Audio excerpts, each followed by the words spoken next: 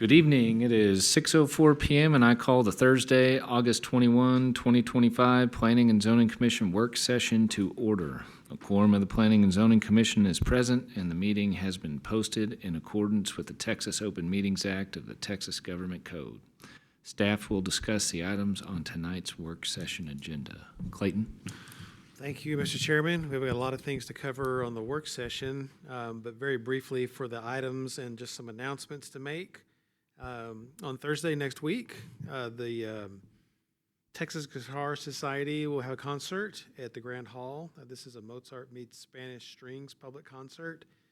It's kind of a mashup of Spanish guitar music plus Mozart, which should be very interesting. It is free, but they do require or ask that you RSVP for it. So if you're interested, that QR code would take you to that spot. And if I go too fast and you can't scan the QR code, let me know and we can just email it to you if you're interested in the program. Then also on Tuesday, before our next meeting, you'll find the hike and bike series that's coming up. These are monthly bike rides, hikes for all ages, all abilities. You've got recreational bike rides from 9 to 12 miles, plus hikes that are 1 to 2 miles. This map here shows the bike ride that's coming up next week. So it's all on trail, on road facilities here. The hiking is mostly on trail, led by park staff. So if you're interested in that, those are free, and that starts at 6 p.m. next Tuesday. And I'm going to let you take a picture of that.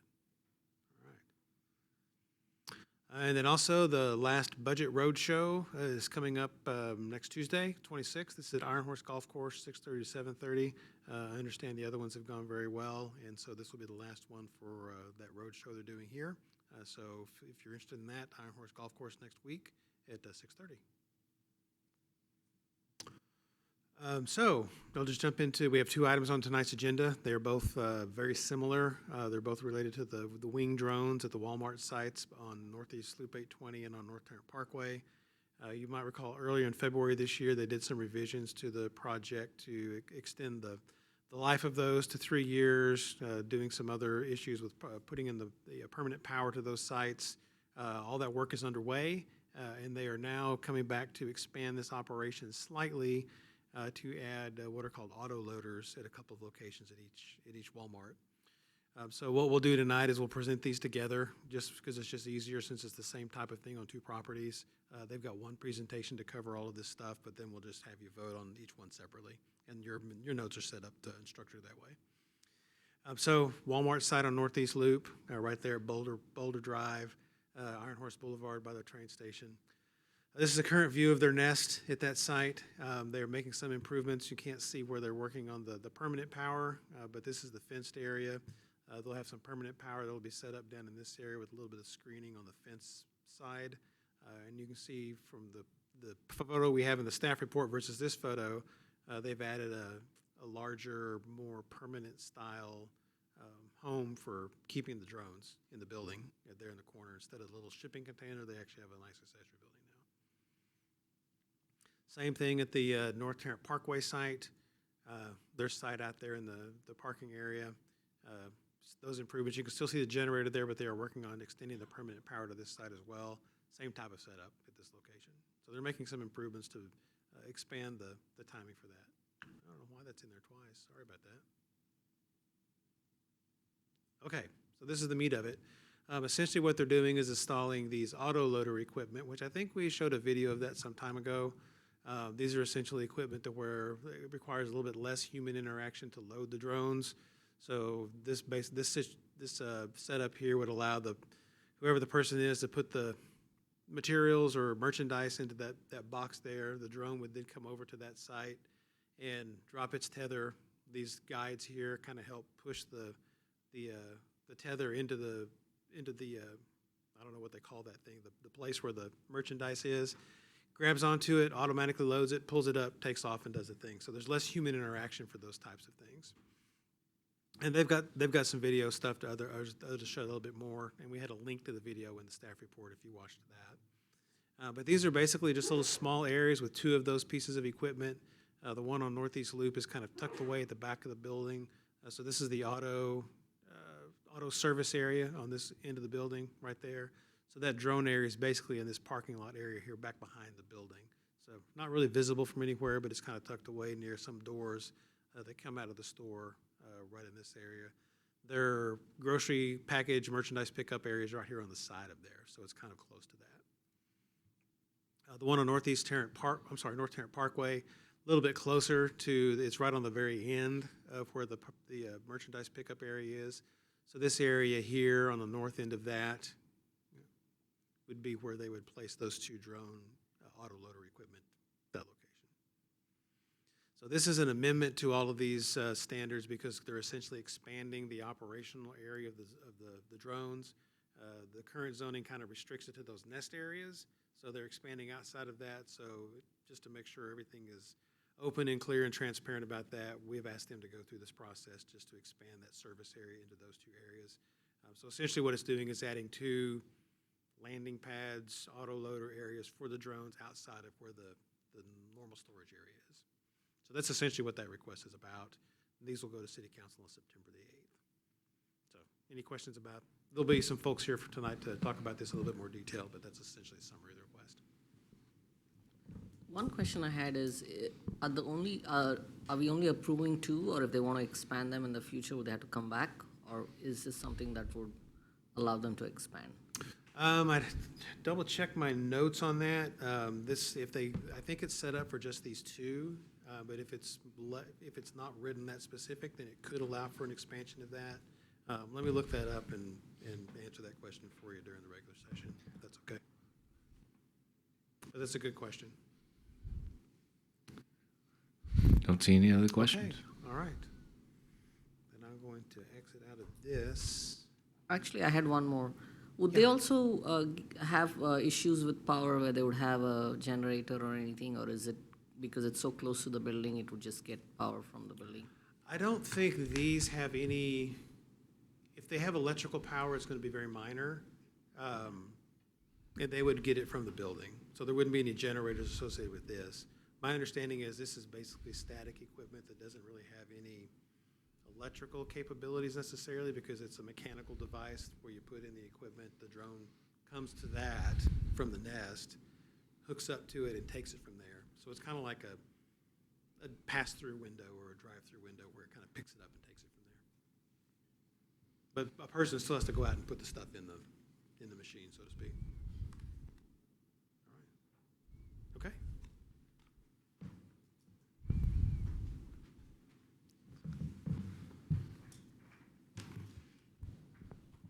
Probably going to hear more of me speaking tonight than in any other meeting upcoming, so feel free to stop me if I'm going too fast, but we have a lot to get through, so I'm going to kind of just quickly go through these unless it seems like there are questions. If you kind of just get my attention, we'll stop on those. All right. Starting with the legislative update. So some time ago, we provided a brief update of maybe 10 or so bills that were in process and kind of making their way through. But now with the regular session ended, we'll start out by giving just an update on the bills that we previously showed you so you can just kind of see the final disposition of those. This first one, HB 21, is one that I know cities across Texas were thrilled to support and very excited to see that it did pass and was signed into law by the governor. Housing Finance Corporation, specifically the Pecos Housing Finance Corporation, were kind of using a loophole to buy properties in other communities, multifamily projects, and were then kind of removing those properties from the tax roll because they were a nonprofit entity. And so just in North Richland Hills alone, there were 3 projects that were owned by Pecos Housing Finance Corporation, totaling over $100 million in market value that was removed from our tax rolls by them owning those properties here. So this law was to kind of rectify that loophole that allowed that, would require the housing finance corporations, which was the intended use, to only be allowed to purchase property within their city for affordable housing projects and that sort of thing. They are allowed to going forward in other jurisdictions, but only with that jurisdiction's approval. So if a community did not have one and wanted to have that sort of project, they could certainly partner with another housing finance corporation, but they wouldn't be able to come in and do that in the future without the city council's approval from that community. And if you just want to search on the appraisal district for Tarrant County, Pecos Housing Finance Corporation, you just will be floored at how many properties they own within Tarrant County. So So that was effective immediately when it was signed into law in May. House Bill 4348, this is one that did not pass this session, but we had provided, because it was just kind of a very bizarre bill that was proposed, requiring cities to hold a public hearing to close a street, reduce lanes on a street, to add, bike lanes or other modes of transport throughout the community. That did not pass. So that was, I think, good news for us if we wanted to make any changes on any, pedestrian-friendly or bike zones or anything like that in the future. Do you want? Yes. It didn't seem like it had a lot of traction, I will say, so I think that's good for those who would not want to see this passed. House Bill 1695. This was it was brought forward to you because it did pass the House before we talked about it last time, so I was getting a little nervous. I don't know that we have that many properties that would be impacted, but essentially right now, if we have a pole sign or some other non-conforming sign on a property that has to be removed due to construction of a road project or whatever other, whatever reason, it's then loses its non-conforming status, they would have to replace it with a conforming sign at that point. And this bill would have required cities to allow the reinstatement of that previously non-conforming sign with a brand new non-conforming sign that could last, its entire new life. It did pass the House, but it died in committee at the Senate. House Bill 2149. Similarly, it was going to allow, prevent a city from removing a use. You see this a lot with like pawn shops or other types of uses that are maybe not as desirable to a city.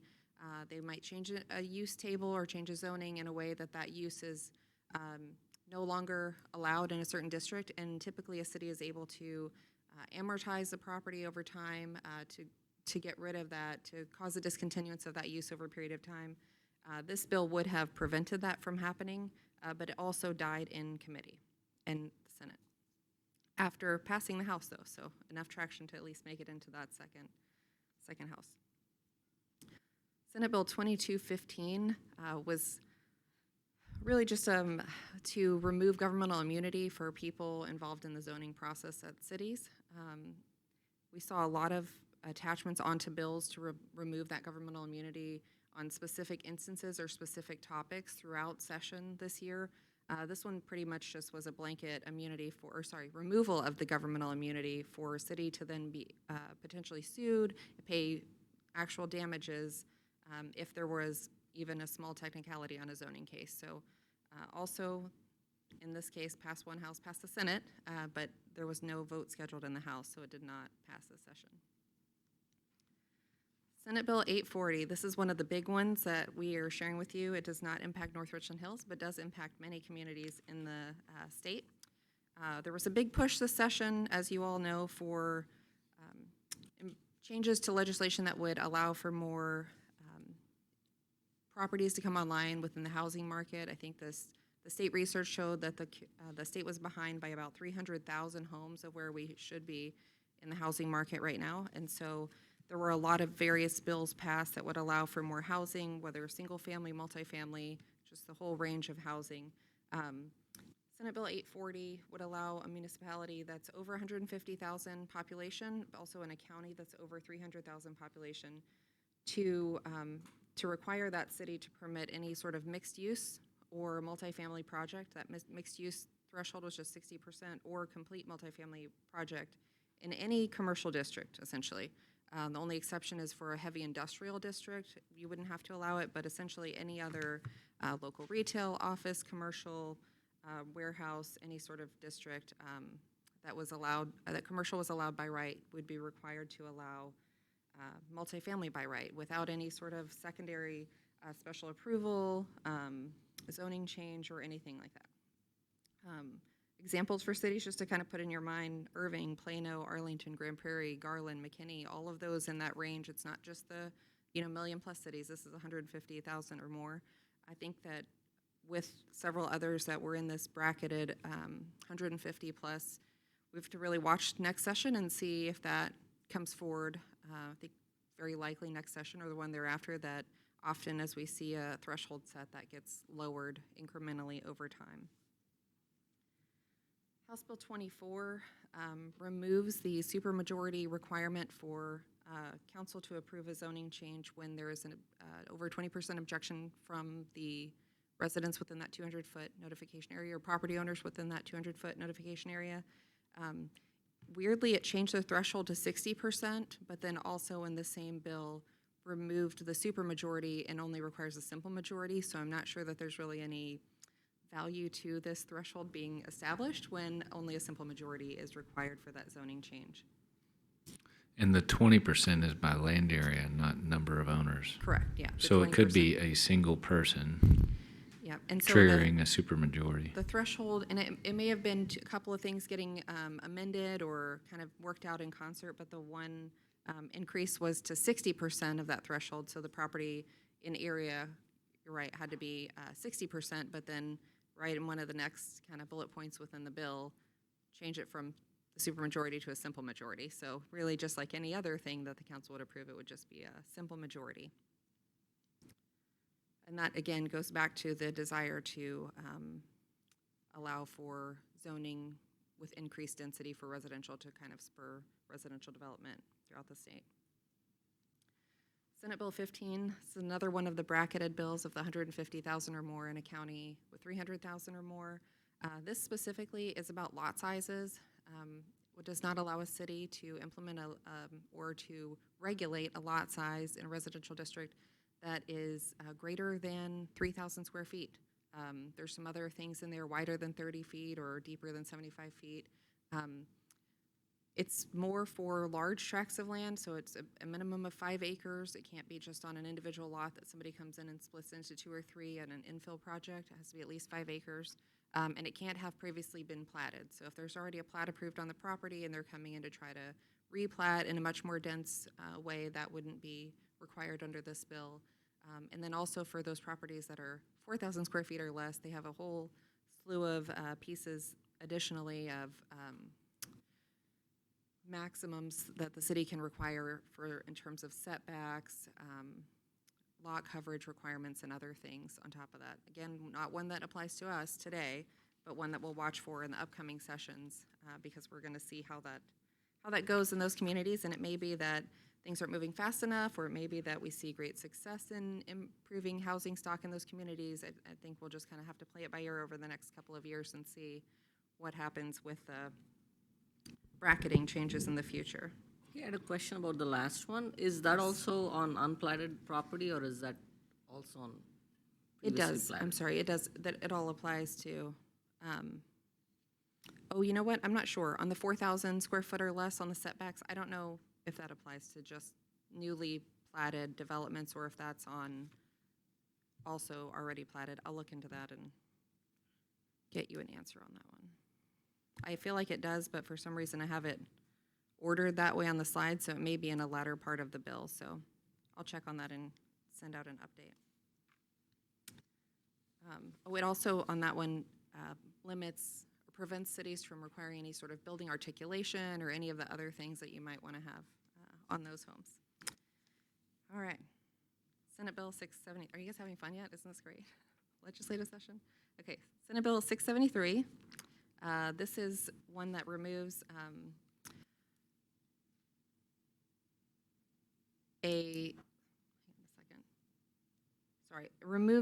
prohibits any regulation that the ADU be leased by the primary dwelling. So a lot of places have ordinances in place that accessory dwelling has to be like a family member. It's part of the family of the main primary dwelling, that you can't lease that out to somebody else, have a separate water account, that sort of thing. This would have prevented that from being, would have made it so that cities could not do that anymore. It did not pass, though. There was a lot of activity on ADUs, and we'll talk a little bit more about ADUs in our work session, but fully expect that to be one of the primary focuses in the next session, since we didn't have any of the major ADU legislation passed this year. House Bill 2025. So that's kind of the recap of the ones that we talked about at the prior meeting, or that we sent out. I guess we didn't really talk about, but these are a few other ones that are pretty relevant to the commission, or at least the planning operations here. This one that we were somewhat excited to see on the staff side, removes the requirement of providing a tax certificate to file to record a plat with the county. We would have to normally obtain a tax certificate for any property as we're going through the platting process to actually file that record plat with the county. And that is no longer the case, starting effective September 1st. House Bill 2464 won't impact planning too much, but we may have some minor text amendments that come forward related to home-based businesses. We'll work in concert with the consumer health team on this, but there was an introduction of this bill provided a definition for a home-based business and also kind of clearly differentiated what is referred to as a no-impact home-based business. There are a lot of different pieces of that kind of make up a home-based, no-impact home-based business. So can't have any additional traffic, can't have noise, and really anything that is detracting from the neighborhood, the kind of community thread in the neighborhood. But if a business falls into that no-impact home-based business, then this bill, which was approved and was effective immediately, actually prohibits cities from saying you can't operate this type of use in this district, but also that you can't require a license or any sort of registration. Like a lot of cities have a business license or registration requirement for home-based businesses. We are no longer allowed to even consider implementing anything like that. So I think that the health team is still kind of working through what all that means for certain home-based businesses, but I would expect that we'll see a couple of things from them. One that I didn't include in here, there's also some additional food truck preemption, the registration preemption, so we will have some different or limited regulations on food trucks as well. So I think those two things are kind of working on, and we'll see later. We may bring back either as a discussion point or even just as an update once we get a little bit further down the road with the health team. Senate Bill 1883 is one that definitely impacts the Planning and Zoning Commission. I think most of you are aware, this body has in the past served as also the Impact Fee Advisory Committee for the city when updating impact fees. That is no longer allowed under this new bill. The first change is that City Council must adopt the impact fees by 2/3 vote. Specifically prohibits cities from using the Planning and Zoning Commission as that impact fee committee.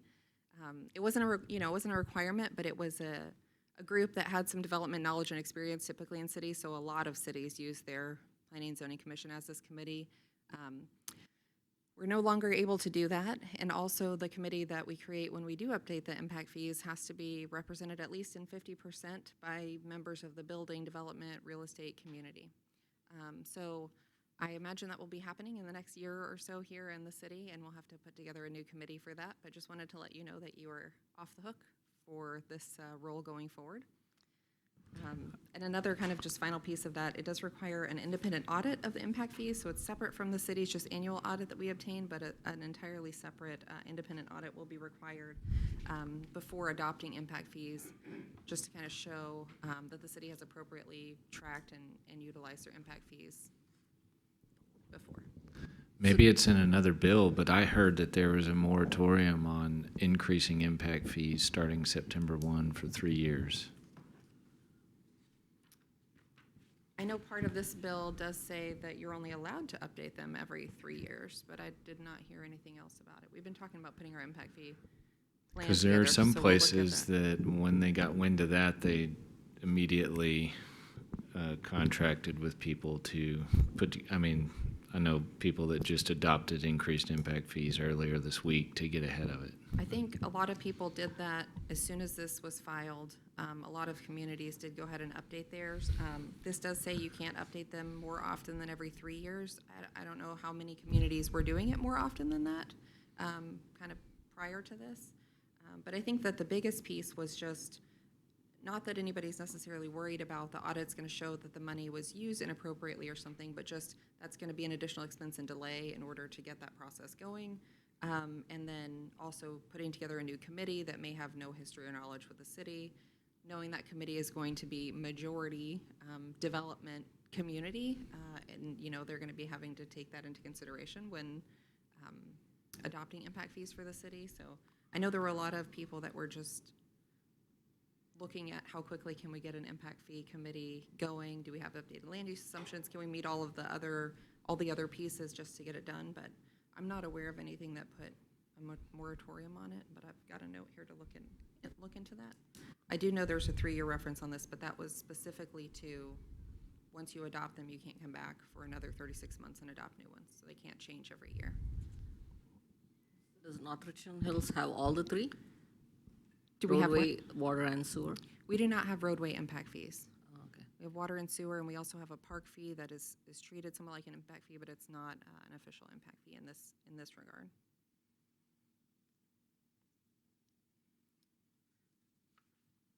Senate Bill 2477, I think this is maybe the final one in this list of these bracketed 150,000 population or more. Again, I'm showing you these so that you're aware, because we know it's very likely that the brackets may change in the future. Similar to the earlier bill that would allow by right multifamily or mixed-use projects in commercial zoning districts, this bill actually would allow taking existing office buildings and converting them into mixed-use or multifamily. Requires the city to approve it without any sort of zoning change or land use classification, so they would be allowed to continue within that commercial zone or office zoning. And also specifically requires that the city staff be able to approve it without any special meeting or hearing by Planning and Zoning Commission or City Council. Sorry, that third bullet point I missed is one of the more important pieces. Would not allow the city to require any additional traffic studies or traffic mitigation improvements or anything to that effect if the business or the office use were to change over to a multifamily. And this is just to address, again, the housing need, but also the high occupancy, the vacancy rates in the office buildings throughout the state. But it doesn't really change the building code, which is really the bigger barrier to conversions than zoning. It doesn't. It just says that essentially if it meets the building code, what they're proposing, we have to approve it. There's no separate level of approval. I say we, I mean cities that are in the bracket, but that staff would have to be able to approve that permit for the building just like they would any other commercial building. So that's the last slide I have on the legislative update. Any other questions or anything that you've heard that you want us to look into or get back to you on? Yeah. All right. Get into one of the next presentations here. Okay, so I told you at the last meeting that we were going to have a discussion or an update on the rental programs. I did not give you an update on our single-family rental program updates, but I can do that at a later time if you would like to hear more about that. We're going to focus on short-term rentals since this is the hot topic of the day. So I guess the first thing we've kind of started with, why are we here discussing short-term rentals? It's something that the city has been contemplating for quite a while, since well before I arrived here at the end of February, but the city had kind of chosen to take the step of let's hold off and see what happens in all of these other court cases and all the other cities that are going through legal challenges before adopting regulations here, to kind of see how are these court cases playing out, what happens from a legislative standpoint before trying to implement anything. And I think earlier this year, or maybe late last year, the city manager decided that we needed to put some regulations in place. You know, what they look like, I don't know, but we need to get something in place so that we have some protections, because the complaints and the discussions among the neighborhood groups about the negative impacts of short-term rentals just kept kind of continuing to increase. So the common complaints about short-term rentals, I'm sure you can guess most of these are not too surprising, but parking, congested on-street parking areas. We hear this often about people, you know, they have a lot of people at the house, they have streets or cars parked everywhere in the street, noise, parties in large groups, gathering, especially when we have short-term rentals that have really done a good job of fixing up a backyard, maybe with a pool and outdoor activities. We get complaints about large gatherings and just the noise generally from people congregating outside. Lighting complaints from people out late at night in the backyards. Code violations. This is just really common just due to the nature of the short-term rentals, that people put the trash out when they leave. They're maybe only there a couple days a week. It's often on the wrong trash day, or maybe later than the trash is normally supposed to go out, and so then it just sits there or tips over and causes just kind of a neighborhood garbage problem. And then a lot of the times when you have large groups that stay for a long time, they just have a larger amount of bulk of trash that's not able to be picked up on the weekly run. So that just becomes a common complaint. And then finally, just that there are a lot of investor owners, just owners, or maybe they've lived here, they've moved away, they live out of state, and they're difficult to get in touch with, not very responsive to complaints, or maybe just not keeping an eye on the property closely. So we did have a town hall on short-term rentals on this topic, which I'll kind of go through a lot of the things that we discussed at the town hall. But at that town hall, we conducted a survey. We're over 60 respondents to the actual physical survey, as well as dozens and dozens of people who have followed it up afterward. But these are the same topics that came up across the board. Over 60% you can see that have said they had an impact with short-term rentals, had an impact with complaint about the cars and parking in the area, garbage accumulation, but it seems like the cars and parking situation and the parties and loud groups were more than half of the people who filled out the survey had issues with those. Which, I'm sorry, you said 60 people filled out the survey? Yes, so and this then is, dozens responded since, so in total, we're talking 100 people maybe? so this survey is just the 60-something, I can't remember the exact number, I'm sorry, the 60-something that responded at the actual town hall. The people that have reached out by email weren't sending in an actual survey where you had the check boxes to check off. They were just more verbal comments. I will tell you, as a spoiler alert, you're going to receive all of them before your public hearing on September the 4th, which I'll get into at the end, but you will get to see the emails and the surveys that were filled out. So we're going to send that out very early, so you have plenty of time to read through it, because it is over 100 responses for you to read through. And I'm curious if, how many, offenders are the subject of those 100 responses? Like, if there's 6 neighbors all commenting about the same one, and, in each case, and so if there's just 10 homes in the in North Richland Hills generating these complaints. So we have several things that we're pulling together right now that we'll have to you before you have to make any decisions on any ordinance. But one of them is all of the people who filled out the survey. Most provided an address. The ones that didn't provide an address, I think all but maybe a handful, at least provided their neighborhood. So we can kind of map, is it Coventry Estates? Is it, whatever neighborhood they live in? So we're going to map those to show where the complaints are coming from, and I'm going to try to do an overlay of the addresses from some of the short-term rentals that we have. We will likely not have our full list of short-term rentals by that date, but we will at least be able to see, are the complaints congregated to a few areas in town, which is what we suspect. I looked at all of the addresses. I don't know all the street names well enough to tell you just by eyeballing them that they're all in the same areas, but I think you're correct if you're assuming that it's heavily swayed into a couple of the what have become kind of the bad actors or the problem areas within the city.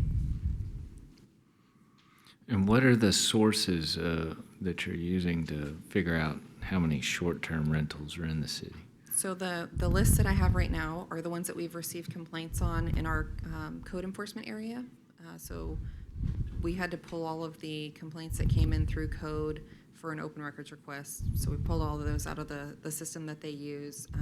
Just with keyword short-term rental or Airbnb or whatever it might be, we kind of extracted all of those. So we have addresses from those. We have several people who have given actual addresses of their property in their neighborhood that they've complained about. They have given us the actual address. And then several are from the operators that we've spoken with. So But, you don't they've go reached to out. like Airbnb website or VRBO website or So one of the... we have not yet. They don't typically list the address information. You have to kind of get the listing or kind of get the rental locked in before you get the address. We've already signed a contract with Deckard Technologies, which I've got some more details about them later in the slides, but they're a short-term rental monitoring service, and so that's what they do. This is their company operates for this purpose for local governments only. They do a data scrape every single day of all of these different websites. There are hundreds of sites that they're looking at every day to see what properties are doing the listings, what their average listing rates are, so that we can determine if the hotel occupancy tax they're paying is on par with what they should be. So they will give us, in the next few weeks, a full list of the properties in the city. They have told us already that we're in the 150 to 200 total property range is kind of where the ballpark is. There's a little bit of cleanup that has to happen on some of them. It's a duplicate listing, but maybe they use different pictures, or they've not been able to do the geolocation and make sure it's weeded out and stuff yet. But they will do all of that as part of our implementation. Are they able to locate them on a map or at least give a heat map? They can? They will locate the actual addresses of every single one. And then we actually, as part of that, are going to have a public-facing portal that will show the public where all of the short-term rentals are as well. Yeah, I mean, all of that kind of data with these kind of charts is helpful to me, because when I see something like this, my mind just asks, okay, where's a map of all these and where's a map of the complaints?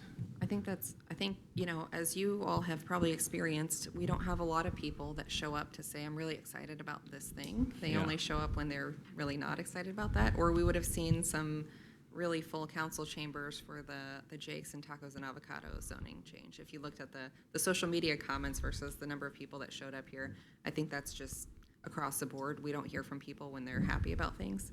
So I would say out of this group, 60 or so surveys, there were 10 or 12 that said, I haven't had any bad experiences with short-term rentals. I don't think there are any short-term rentals near me. So when we get a chance to dive deeper into where those addresses are, it'll be interesting to see if they are just in areas where we don't have any short-term rentals, or where we maybe have 3 or 4 who have been not a problem in the community because they already established their own maximum occupancy, or we have a short-term rental operator I've talked to who installed their own sound monitoring equipment outside the house because they didn't want to get complaints from the people renting the property. So I think it just depends on the situation, on the home and that operator, and really how it's marketed and all sorts of other factors. So we'll have a lot more detailed information soon, but just wanted to kind of show that the complaints that we're receiving here are in line with just what you'd expect in general complaints.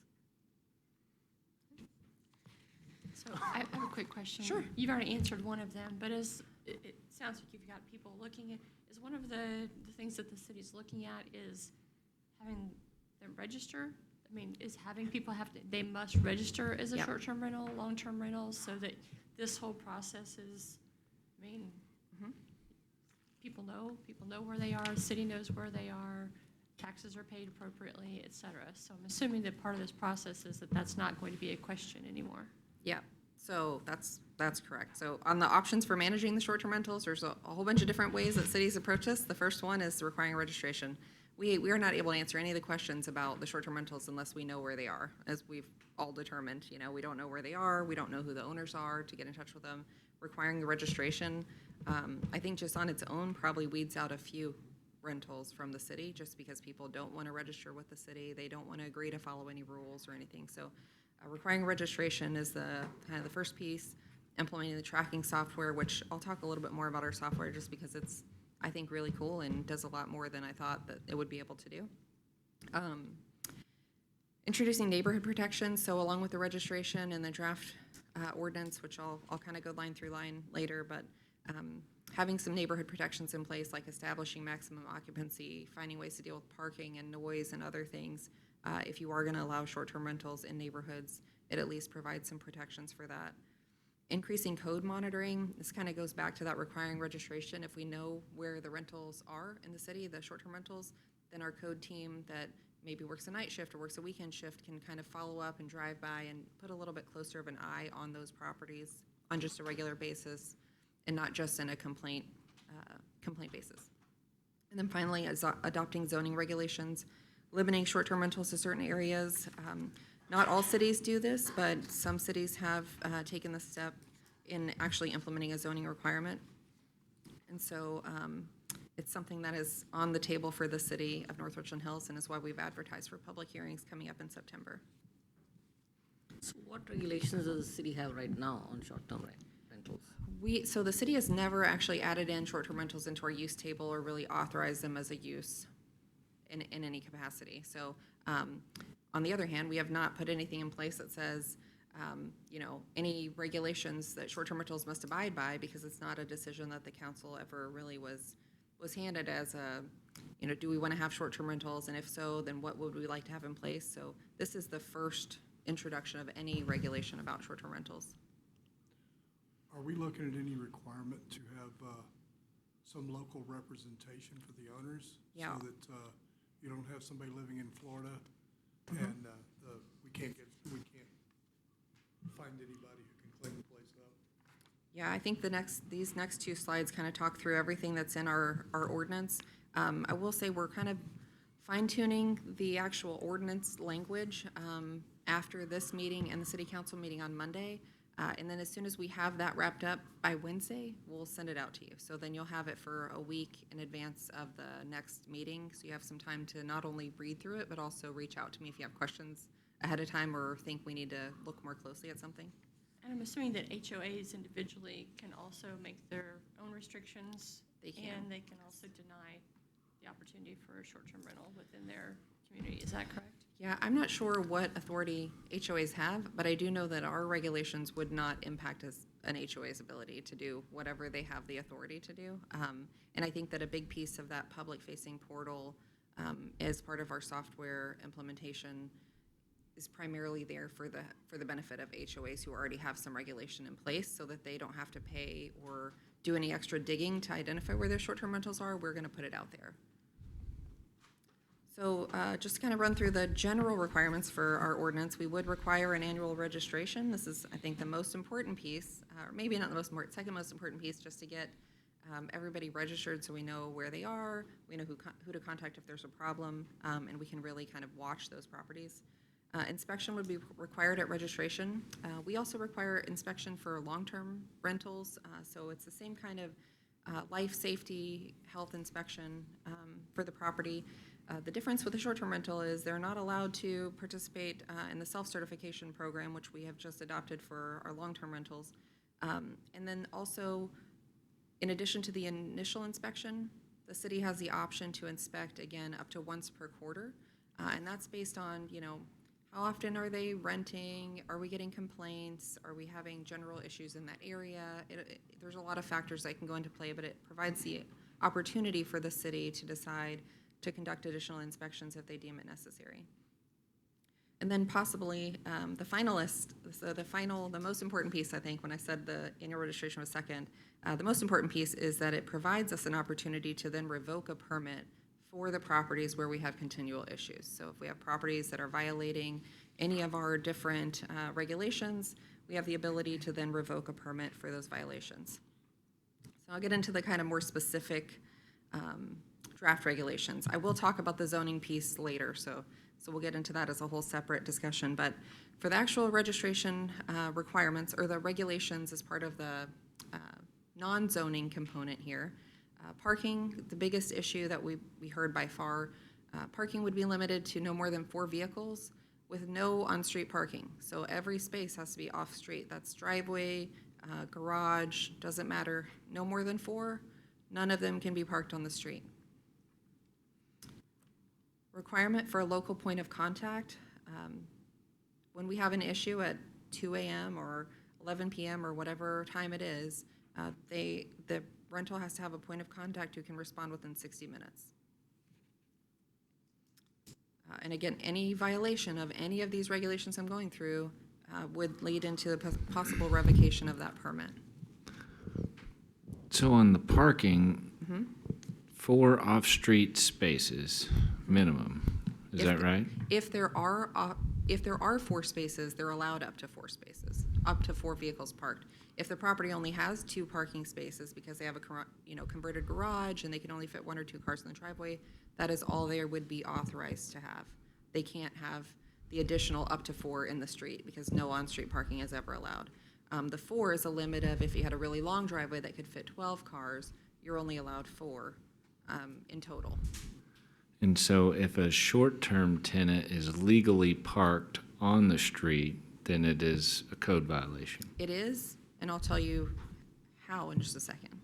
So we would require the owner to then inform the tenant, any violation of these is a violation of city code, so that they would know and not be surprised with a violation notice. But What if the owner is short-term leasing rooms in their house and they pull their car into the street and let their tenant use the garage or driveway?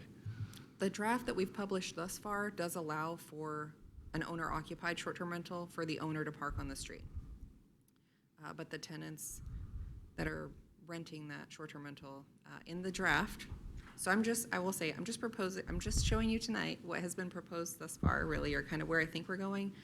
I would love to have feedback from all of you on any of these things that you think might be too restrictive or not restrictive enough, or any of that feedback I think will be really helpful in moving forward to this similar conversation with City Council on Monday before we finalize the draft. one question I have about the parking is, isn't that tied to the size of the home? I mean, if it's a one-bedroom home, requiring them to find 4 parking spaces.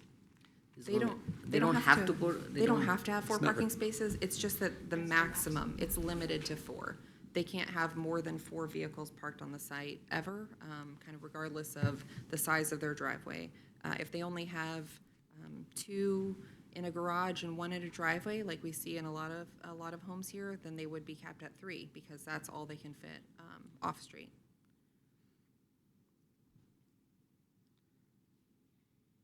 Requirement to maintain records and provide upon request.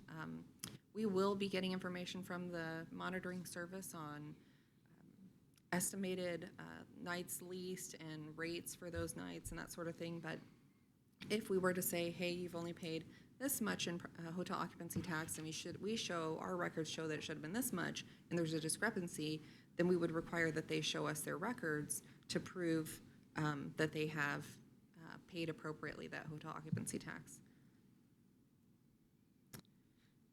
The code establishes a maximum occupancy of 2 per bedroom plus 1. So if the home is a 3-bedroom home, then the maximum occupancy for that rental would be 7.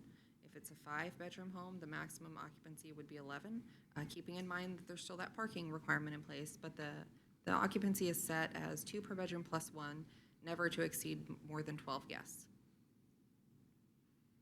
The only way to enforce that is through the monitoring service to see what they advertise their maximum as. That's correct. And they do that as part of the contract. They do the monitoring of that for the city, so they will flag them if they're operating on, maybe on Airbnb, they've listed it appropriately, but on Vrbo, they have it with 4 more people than what we've approved. They're going to flag those on any of those listings. The ordinance also disallows any advertising signage outside the home. We will have a portal that will show people in the public where the short-term rentals are located within the city, but we don't want to have any sort of commercial advertising outside of a home in a residential area especially. And then also just disallows structures not intended for residential use. We see a lot of short-term rental listings that have, camper, tents in the backyard, other things that kind of encourage larger groups and gatherings, and this would just prohibit that. And then finally, this requirement to post an informational bulletin in the home, which has all of these things listed on it. So the owner of the property would be required to post this notice just inside the home in plain view, in an easily viewable area upon the entry, so that any tenant that comes in is informed of all of these things, partially just for convenience sake, a 24-hour point of contact info, that sort of thing.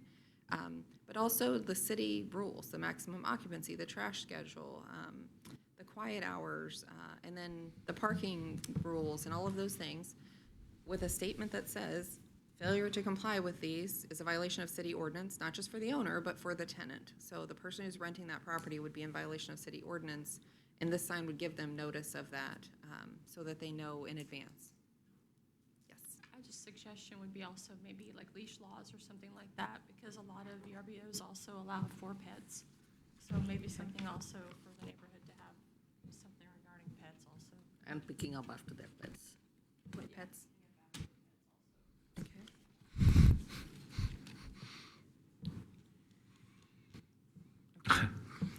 I'm sorry, what is a short-term rental? Is this like less than a month or? It's a rental of less than 30 days.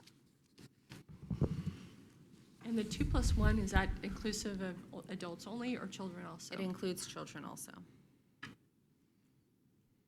I'm open to feedback. I'm just, that's the way it's written right now. It's just 2 per bedroom plus 1, including all children. Well, sometimes they do have bedrooms set up like dorms, you know, so I guess this would prevent that. Yeah, that's, Well, that's the intent. I'm curious, you know, what other cities have done that have put this in place, where somebody did, this is a lot of detail, a lot of restriction, this is medium, and this is light, and kind of what their feedback is, you know. Oh, we committed ourselves to too much here, it was difficult to manage, and a lot of people ignored it or tried to circumvent it. And, you know, this one over here was too light, you know, and this one was just right or something.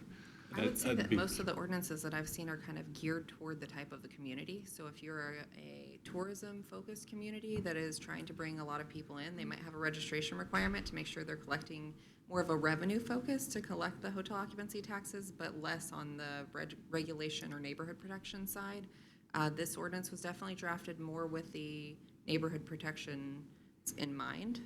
So it is probably a little bit heavier on the requirements for the property owners than maybe a community, you know, like Corpus Christi or something. Similar to that, I'm curious, like, you mentioned the court cases, like, I know there's some that have been sued and just failed altogether, so, like, you can't just ban them. I know that's a thing. But, like, I know you're like in the middle of your Yeah. No, you're fine. presentation I'm here. just, I'm just a couple slides away from that. I'm gonna Okay. tell those things. That's why I was waiting. These are great questions, though. It sounds like you at least, you know, have thought about short-term rentals a little bit before we got here, so that's great. My only other question is maybe make sure that the permit rate would be high enough that would at least cover the cost of monitoring and everything else, and then also it's a deterrent, like for anyone to just get a permit because it doesn't cost a lot and not do the due diligence to do a good job. Yeah, so the fee that's established, the intent of the fee for the registration will be to, in conjunction with all the others that are short-term rentals, to cover the cost of monitoring the program. So I can't tell you what that rate is right now. It's going to depend upon what direction I get from the zoning component and all the other things to kind of have an estimate of how many properties we'll have left in the city to really kind of come up with that fee. But it definitely is not going to be like some of our other fees where, you know, we haven't made sure that we're adequately recovering our costs. This program should self-manage. And that may be, you know, some component of that might be the revenue that comes in from the hotel occupancy taxes, but primarily the registration needs to cover the inspections, the monitoring, and then inevitably, I've been through this in other communities, when there are legal challenges in terms of revocation of permit, and having to go through potentially even civil suits for people who continue to operate after a permit's been revoked. So we don't want that cost to be borne by the residents, and so the fee needs to be substantial enough to cover those costs. And kind of back to my point earlier on, if we require them to register, some people are just gonna self-weed out, they're not gonna even take that step. If the fee is high enough that it will actually cover the cost of this program, I think that may weed some other people out who really don't, maybe they rent their home out sometimes, but not as a vacant home that's a primary source of income. So I think some of the numbers will just naturally reduce over time, even without the zoning component, which is a whole big piece that we'll get to in a second.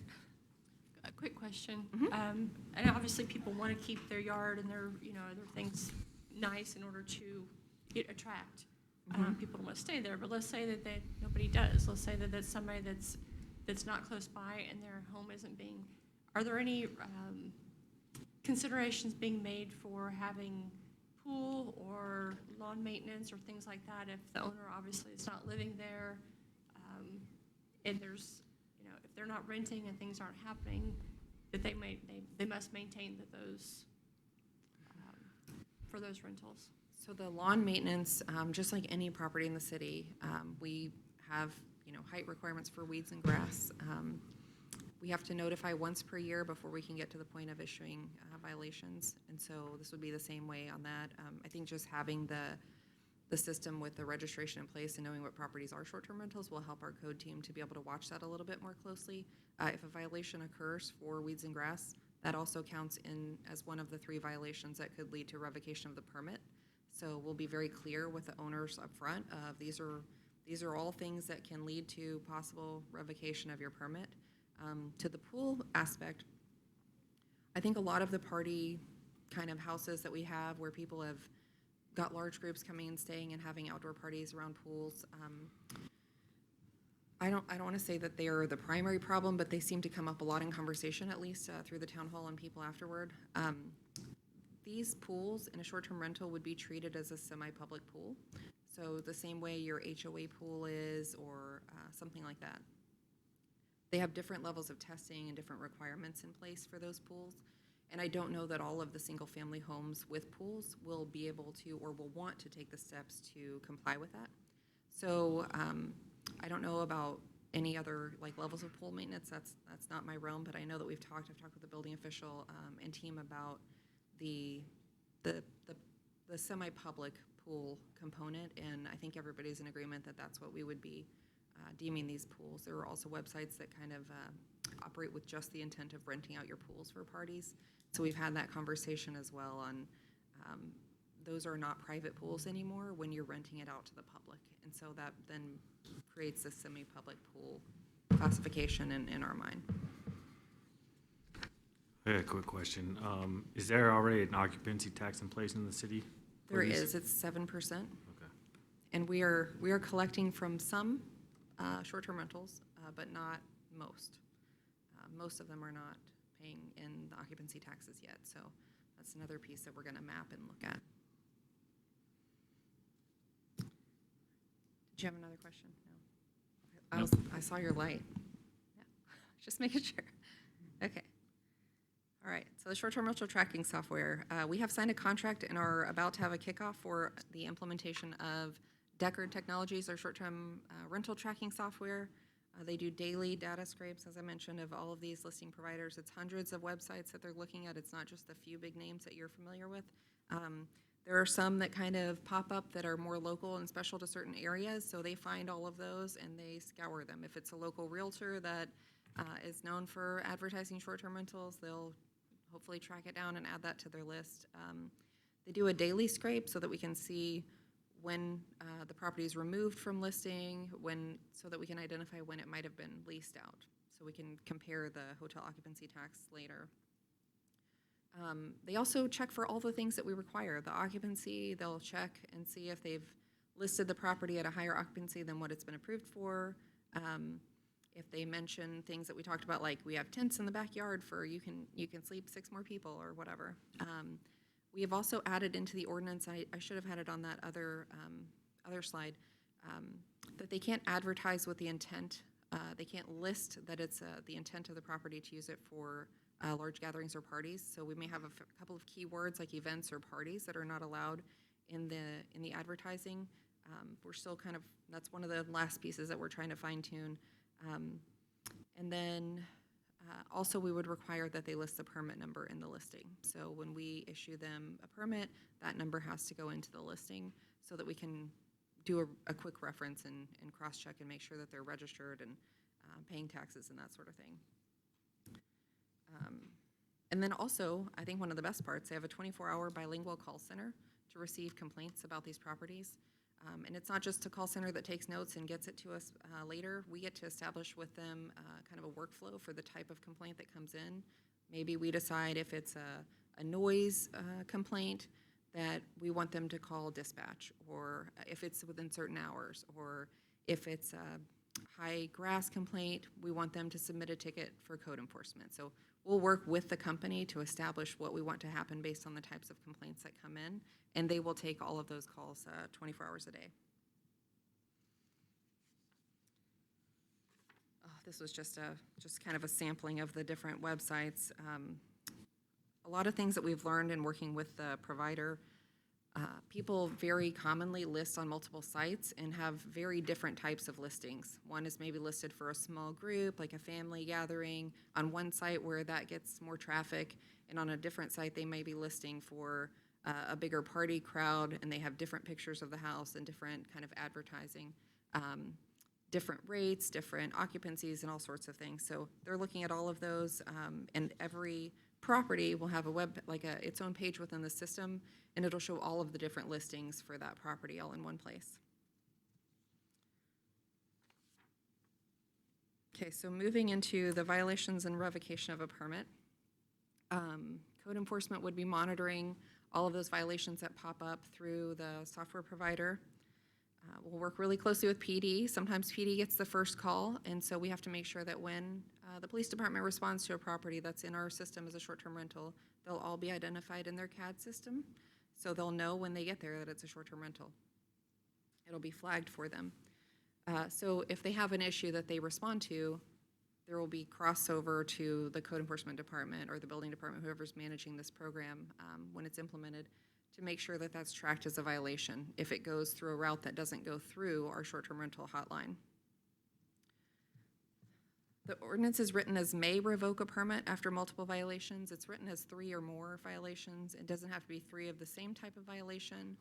It also says may revoke a permit and not shall, really just to give some discretion if somebody left the trash out, later in the day one time, and that would have been the 3rd violation on that property after they hadn't had anything for 10 months. There may be some discretion there, and we don't need to revoke a permit here. This was a common mistake or something. So it gives a little bit of wiggle room, but I think also is kind of strict enough that it allows us the ability to revoke the permits on the properties that are obviously causing problems in the community.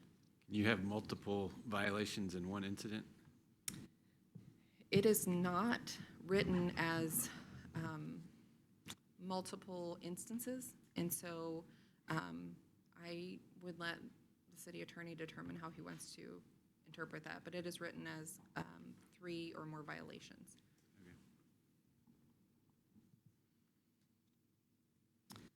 And then finally, if a permit is revoked and then somebody continues to operate that home, then there would be additional legal action taken. We have a really great administrative court process here that allows North Richland Hills to maybe take additional actions a little bit more quickly and more easily than other cities that may have to go straight into a civil lawsuit. Okay, any questions on the regulation piece before we talk about the zoning component? So the regulation piece won't really come to us, it's only the zoning piece that's gonna be what we'll be voting on. That's correct. So it is going to be acted on only by the city council. It's in chapter 18 in the new rental section of that code. However, when the ordinances are drafted, I think it's really difficult to just consider the zoning without also the regulations that are in place. And so all of those are going to be in your packet for the next meeting, and we will still be able to discuss them on the 4th. They won't be acted on by the council until the 8th, along with the zoning, assuming that you take some action on the 4th. So it'll come to you for your review, and we'll be able to discuss it and any changes that have happened, but you won't have to take action on it. Yes, sir? Got a couple of questions for you.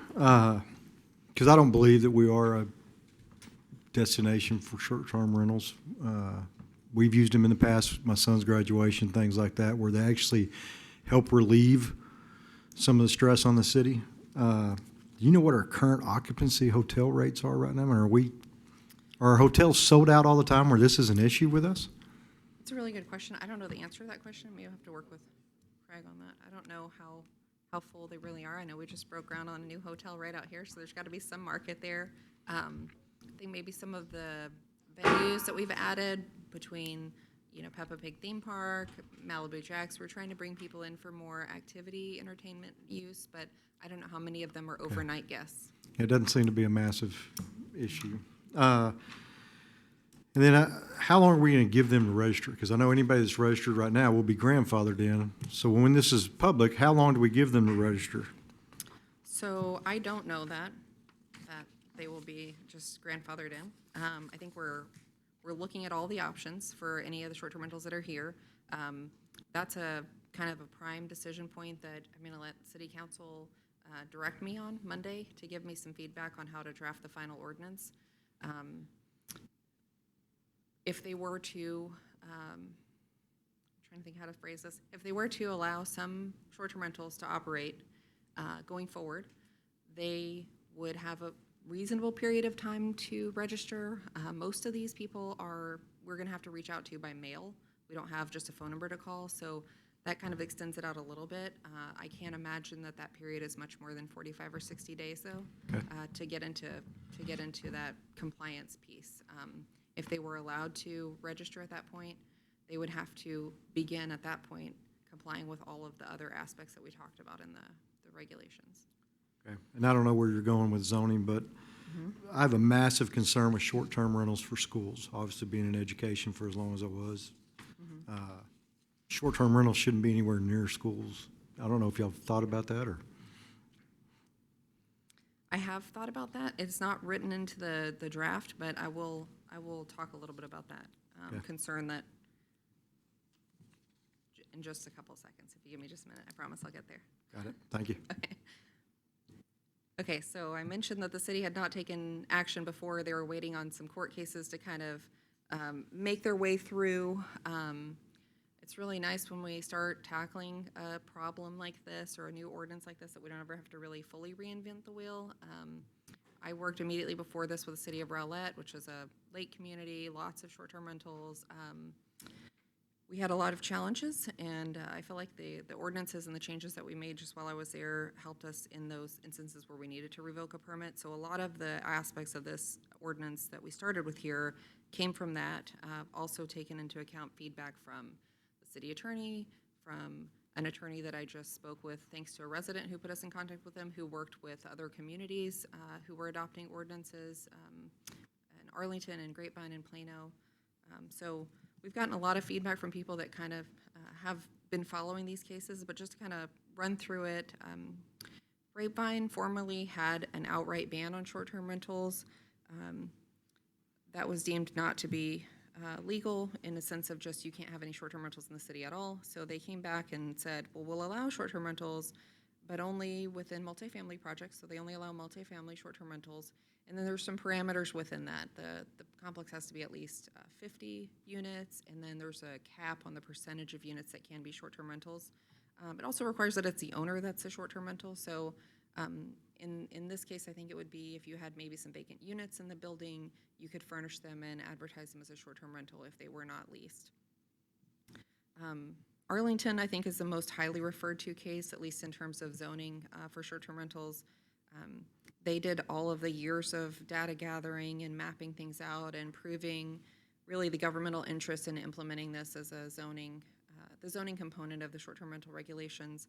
They currently allow short-term rentals in their higher density districts and then also have a specific entertainment zone around Six Flags and the stadiums and things. And they have a 1 mile buffer from that entertainment zone where short-term rentals are allowed, but they are not in other residential districts in the area or within their city. They established a zone of that 1 mile buffer based on they had mapped their short-term rentals, and that's where they had the highest frequency of the short-term rentals in that area. But then where they had one-offs in neighborhoods that were not used to and kind of filled with short-term rentals, where they just had one in the middle of a single-family neighborhood, those were the ones that were kind of causing problems that they felt were the best able to be addressed by this zoning component. Plano also now disallows short-term rentals in all of their residential zoning districts. That was after a very long process, community process, where they started with a survey. They implemented a task force, which had many phases and reports to the council. It's all pretty well documented on their website if you feel like just reading it. All of the responses on their survey are things that you would imagine coming from any residential community. So I think, looking from one city to the next, the first couple of cities that went through this zoning of short-term rentals really had to build their case, pull the data together, kind of make this argument.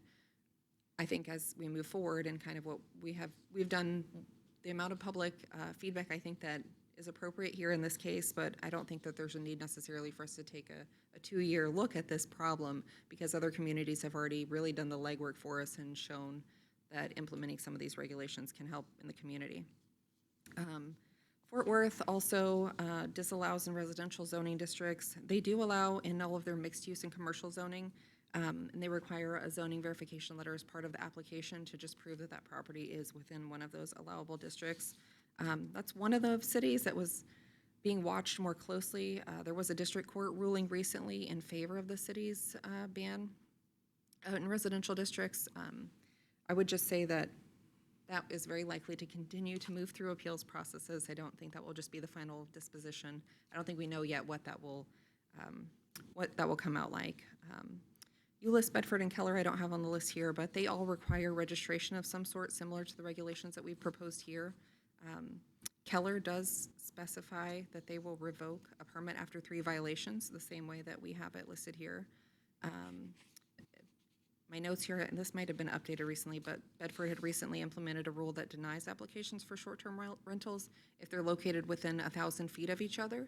So a lot of cities have kind of a density requirement in terms of no more than a certain percentage in an area or no more than a certain distance from each other. We haven't gotten that far in our ordinance. We haven't put anything like that into place, but it's something that other cities do have in place. So, and then it has an exception process through the Board of Adjustment. When Keller, for instance, put that into place, do you have any idea, like, what percentage of their short-term rentals went away? I do not, but that's a good I'd be question that we can curious ask to them. know that from anybody who would provide that, like, at what level of ordinance, okay, the light touch, we lost 10% of them, the heavy touch, we lost half of them, kind of thing. Would be interesting to know if we could.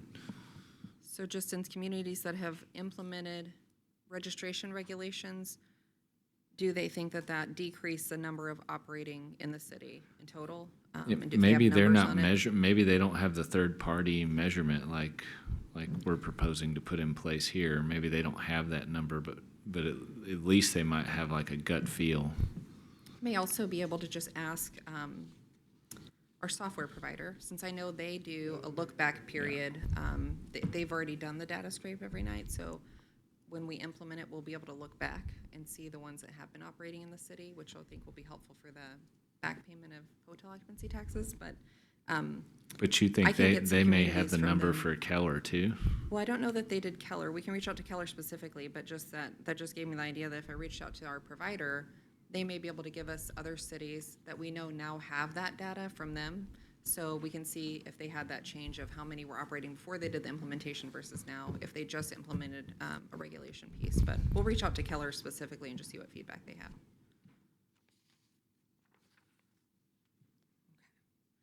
All right. So this is feedback from the survey. Again, this is the 60 some odd responses that we got in actual paper form at the town hall. We had a couple of foam boards up with maps of the zoning map as well as the kind of character zone map for town center to show the different kind of subzones within town center.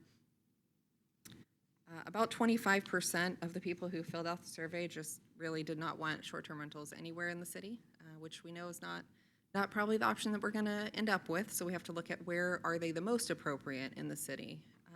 So over half of the respondents indicated that commercial zoning would be appropriate for short-term rentals. There were a lot of comments about hotels not being allowed in communities, that hotels are commercial enterprise and should be in a commercial zoning. Multifamily was next, though, at about just over a third, with people indicating that multifamily would be more appropriate due to just a higher density and a lot of people coming and going, and kind of shared parking and all those aspects. Just under that, I think we had kind of a tie for people indicating that the transit-oriented development areas and the two town center, neighborhood core, and neighborhood center were all identified with about 13% of people. And then just under that at about, I think, 8 or 9% said all residential, which is a pretty low percentage considering that about half of those could have been represented by actual operators that were in the room, since we know that there were 4 or 5 people there that did operate short-term rentals in the community.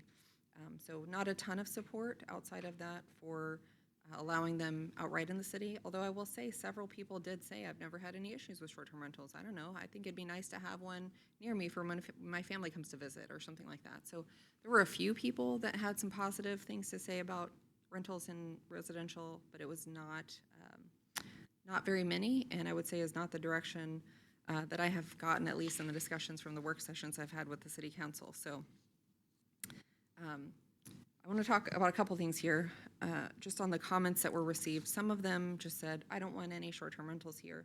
And probably 3 or 4 pointed out something that I think what Mr. McCurney was mentioning. Short-term rentals are not screening for people who would otherwise have to register to be in a single-family neighborhood for, registered sex offenders. So that came up in the discussion in person as well as in the comments that we received from people. Obviously, they don't have to register to stay in a hotel in town, but the hotel is not in a residential neighborhood, typically not adjacent to a school or any other, parks or other places where there's a buffer zone typically in place. And so in a short-term rental, we don't have any tracking of that. There's not any screening of the people who are staying at the short-term rentals. And so that was a concern that was raised by many people in the community as something that we would not be able to track and made people uncomfortable in their single-family residential neighborhoods and or in areas near parks and schools. So that was one of the comments that came up. We also just got a lot of comments about really just not knowing your neighbors anymore when they're short-term rentals, or I think another component that's really timely based on the legislative update, that the more investors that are buying properties within the city, the harder it is for people to be able to afford and buy a home here. So those are not things that are really reflected in the survey, but I felt like were important to share with you from the survey responses, which, again, you will get to read all of them. I think there was some maybe misunderstanding in the public that we were trying to add short-term rentals to the ordinance because we would like to have a bunch of short-term rentals here. So I got a lot of feedback from people in the public who thought I was trying to bring short-term rentals into the city. So you will get to read all of those emails as well. Okay, so based on all the feedback that we have, the draft ordinance that, again, will be finalized after this meeting in council on Monday is proposing that short-term rentals be entirely prohibited in traditional single-family zones. They would be permitted in the R7MF, the multifamily zoning category, and then also in the town center neighborhood core and town center neighborhood center. I know that the neighborhood center does have single family, not only multifamily, but with the mix of those types of uses, we felt it was appropriate if we were to allow multifamily in the same place with the single family, that would be an appropriate location potentially for multifamily short-term rentals and single-family short-term rentals just in those zones. And then likely allowance in the TOD zones. If you've seen the zoning notice that has come out for the September 4th public hearing here and September 8th at City Council, it does not include references to the land use, the permitted use table for the character zones within the TOD areas or the definitions within that areas. If I get direction from the City Council on Monday to include those zones, we will very likely have a subsequent public hearing just right at your next meeting after that to potentially amend the ordinance to allow that, either to postpone the ordinance and adopt it all at once or to adopt and then amend and add that in a separate meeting. It's an entirely separate section of the code, so it doesn't have to be done at the same time. But both of those would then include references that all of them would have to comply with all the requirements in Chapter 18, which are all the regulations that we talked about tonight. So if you remember the data center definition edition, there's kind of a legend underneath the use table that includes some other maybe specific to that type of use regulations. And in this case, it would just reference Chapter 18 where all of the short-term rental regulations would be housed. And then in the survey, there was a very high response rate for commercial being an appropriate place for short-term rentals. We actually do have a decent number, small number, but still a decent number of homes that are in commercial zones that are existing residences. And so in looking at where might a short-term rental be appropriate, the direction that council kind of gave me initially was, well, let's look at where we might allow a hotel or something like that in a commercial zone. So the draft ordinance does allow for an existing home at the time of passage of this ordinance to be a short-term rental. So you would not be able to construct a new home in a commercial zone, but in a home that's already there today, or on the passage of an ordinance, that would be allowed as a short-term rental location option. Any questions on these, or thoughts, or feedback you want to share? And if I missed it when you were talking about this earlier. So are we able to say like not within so many feet of a school or That is, whatever the kind of, that typical rule is for those type of requirements? I don't know if any of these are near schools, but I think it's like 600 feet, isn't it? Is I know it like 600 alcohol has feet, something like or that, is it but then- longer than that? The sex offender setback from schools and parks? buffer. I don't remember. I was thinking 500 feet, so you may be right. I don't know. that off the Whatever top it of my is, head. can we put, are we able to put something like that in there? I will certainly add that as a comment to bring up with the city council, that was one of the recommendations, if you kind of feel that that's something that we might want to look at. Or at least that it was a question that was raised here.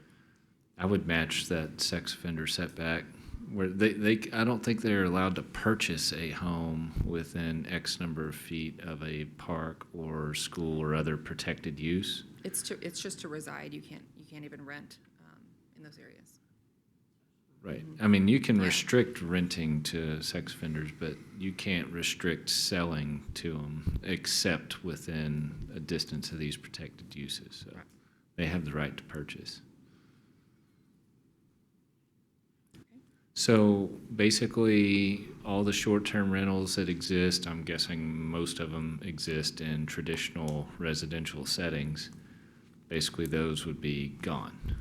So the options that are under consideration, I'm gonna do a really good job of dancing around and answer on this because I can't speak for the council and I don't know where their comfort level is going to fall on what they would like to do with the existing short-term rentals that we have in the community. I think we have several options. One is to say that, as mentioned earlier, we never authorized short-term rentals as a use within the city. And so if we've never added them into the land use table or took any action to allow them as a use here, then maybe that use, we would just say they're not allowed because we've never allowed them in the future, or in the past. Another option is that that I've seen at some cities, they have a process where they would have to obtain an SUP. So they have to go through that process and prove that they have, enough distance from the neighbors for anything that they have outside, or, whatever that process looks like to obtain some sort of SUP. Some places say you have this period of time to discontinue. Normally, we see that with a use that was allowed in the use table, and we're no longer allowing it, and we go through the full amortization process to kind of, you have this period of time to discontinue this use, but that is an option here. My understanding is Grapevine, actually, when they adopted their ordinance, said you have this period of time before you have to discontinue operating. So that's an option. And then the final option, I think, under consideration is to provide a pathway to come into compliance. If there were a pathway into compliance, we have some more options within that. And so the first piece would be that they would have to register with the city and agree to follow all of the regulations that we discussed going forward. I think like I mentioned, the key component to that is the ability to revoke a permit. So if we're gonna let somebody stay here and operate as a short-term rental, then we have to have the ability, if they prove to be one of those bad actors, to revoke that permit. They would have to pass all the necessary inspections to operate. And then also, we would take a look at maybe the properties that are registered with the city and have been remitting their hotel occupancy taxes to us. I don't have that list yet. I'm working on getting that list from our finance team of the specific properties. But that may be also something that the city council would consider in deciding how to move forward with allowing short-term rentals. So I'm just giving you some options. I'm gonna take some direction from the council. I'm certainly open to feedback if you have it, though, for me to share with them on what you think about those options. So, I mean, there are some short-term rentals operating within the city that are paying hotel occupancy tax, basically. There are some, yes. How many? I don't have a number. I just asked for that information from finance today. I was told a handful. And so Okay. I don't know if that's actually 3 to 4, properties, or if it was a couple dozen, but it was not a very high number, I would say. Those are pretty special people to volunteer to pay the tax, so. They're probably the ones that showed up to. Back to the zoning question, I'm assuming by omission that there's not allowed in ag? It would not, that's correct. It is not, would not be allowed in ag. There are just as too wide of a variety of uses in there to try to I can see those becoming giant bonfire parties. We have a That's lot of what I mean. single-family That's what I homes in mean. ag. I can see a couple of places up along North Terrace require parties. My only comment is that if you're trying to address issues like the parties and the parking, and we believe that the ordinance addresses those that are the biggest concerns that people have, like not allowing it in any residential district is the other extreme, because I see, you're getting work done in your house and you need an Airbnb to stay temporarily. You have relatives visiting and you can't accommodate them and you need somebody somewhere close by. And, I mean, there is nothing wrong with that, but if you're using it for a purpose of having some temporary residential use, and we are addressing the parties, we are addressing the parking issue, you're addressing the other code issues, so limiting it in all the districts, to me, it's an extreme response. I disagree. You mean limiting in residential? My only confusion was that we had restrictions on parking and street parking and driveways, and yet then it was potentially not having a residential. So that was the part that I was confused. Why would we put that in there as a limitation when if you're gonna be in multifamily and these other districts, you're not gonna typically have a driveway and street parking anyway, unless I'm just missing No, you're not. something in there. So that's where, when we start talking about the parking and things, I was like, well, if the proposal at this time is to not allow it in residential, then that kind of goes away already in most cases. Am I wrong? No, I think you're correct. But When this was drafted initially, I was drafting regulations without any consideration for a zoning component. Sure. And we started having work sessions with the city council to talk about these neighborhood protections and things we could put in place. It was pretty apparent pretty quickly that they were receiving communication from the public, as were, city staff, pretty strongly opposed to short-term rentals in residential areas. And so I was given that direction from the council pretty clearly that we were going to look at a zoning component of this and to kind of move it through that process. Then we stepped back just a little bit and decided to offer more opportunity for public input.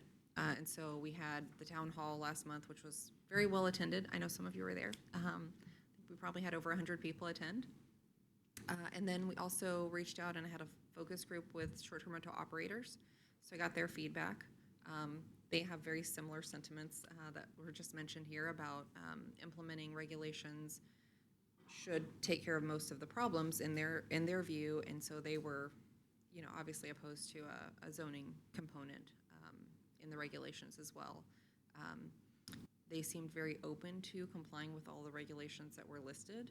Many of them already have things in place. They already have maximum occupancies that would fall in line with that. They already require parking on the property. They already have noise monitoring in place and all sorts of things. So I think that the people that we spoke with were probably primarily the ones that you might not know if it's a short-term rental in the neighborhood. We got that feedback so that we could use it, and we did. We've made some changes to the ordinance based on feedback from the various people that we've talked to or heard from. And I think that, as part of a significant change like this, especially with the zoning component, we wanted to make sure to hear from everybody that we could in the process. I anticipate you'll have a significant number of attendees at the public hearing on September 4th, so we will feed you very well that night also. But I just feel like if we look Yeah. around, I mean, if you looked at multiple other cities, and the majority of those cities, said none in residential. That- And I I'm don't- assuming they did that for a purpose. It wasn't, I would say that is not the case, that most are just not allowed in residential. There are a few kind of key cases that have gone that way that I mentioned, but most of the smaller communities that we've looked at, or not small, mid-sized cities like us and smaller communities that we've looked at, do not have an outright ban in residential. I don't think that that's the case. I can probably provide some more numbers on that later, but that's okay. The big Yeah, cities, it the was ones the- that we showed primarily was had the a bigger ban ones. for Now- residential, so maybe that, I didn't really see Yeah. statistics for the others, just what you mentioned. But, I think you're headed in the right direction. I was just confused because there was some restrictions that seemed to be based off of residential, but it looked like maybe that was the direction where people said, I don't really want it to go. so the way the ordinance is drafted now, I know you haven't seen all the well, you may have looked at the one that's a draft on the website, but the ordinance is now kind of split up in the chapter 18. It has a general requirements section, and then it has those that would apply to single family and those that would apply to multifamily. And the part that would apply to single family, even with this kind of preventing short-term rentals in most of the single-family areas in the city, it would still apply to anybody the council chooses to allow to continue operating. It would also apply to any of the single-family in that town center, neighborhood center that has some single-family, and would also apply to any single-family within the commercial zones. So we kind of still have those regulations for those ones, and in those ones specifically, I think it's really important to have those off-street parking requirements and things. But then for the multifamily, it has its own section for the parking. They still have to show a parking plan and floor plan and things as part of their application process. And, you know, whether they have assigned spaces and all of that, they'll have to make sure that that's identified to the tenant and everything, so. Has there been any consideration, especially with zoning? I know years back, there was an effort to incentivize flippers to upgrade homes in older parts of the city. And I feel like short-term rentals can be used as a lever to do something similar. So if we're like trying to, you know, upgrade older neighborhoods that have maybe dilapidated housing and stuff like that, you could, in theory, use short-term rentals as a lever to pull to upgrade the neighborhoods. Also, if we were talking about ADUs earlier with the legislation and things, and you know, affordability, North Richland Hills is kind of going down, and renting out ADUs and things can increase affordability for people if they're willing to do that. I don't know if any consideration's been given there. And I just will throw it out there. It's been said that there's a very distinct use case for single-family homes. Like my family, when they come to visit, they cannot stay in our house, so they typically always get you know, short-term rentals somewhere close. So. Yeah, we have not had a conversation about using them as a tool in any way. I think that, kind of as we mentioned way back at the beginning, most people don't reach out because they're happy about something. So I think that the council has all heard, as has the city manager's office and all of the planning staff, very strongly from those in single-family neighborhoods. I would say that probably is just as strong for people in those older neighborhoods where they maybe used to know all of their neighbors and now they don't, because some of them have turned into short-term rentals over time. So I would say definitely the feedback that I've received would not support that, even if from a number standpoint that might be the case. I think from an experience standpoint, the people in the communities would not support that probably. Until we have more hotels built in the city, there are really no other options for people to rent. I mean, for short-term stay in any place. So, I mean, I think it's the chicken or the eggs, and then we're gonna send our tax dollars to other cities. That's what's gonna happen.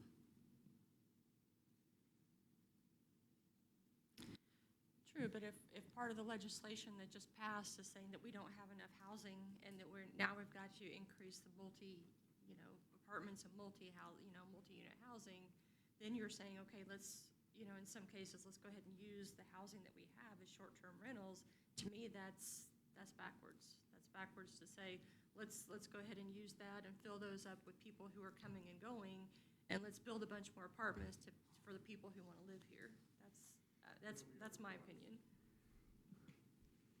Well, I think in general, my opinion from this, which I haven't been following this issue through the city, although I did maybe 5 or 6 months ago do one of those quick surveys about short-term rentals.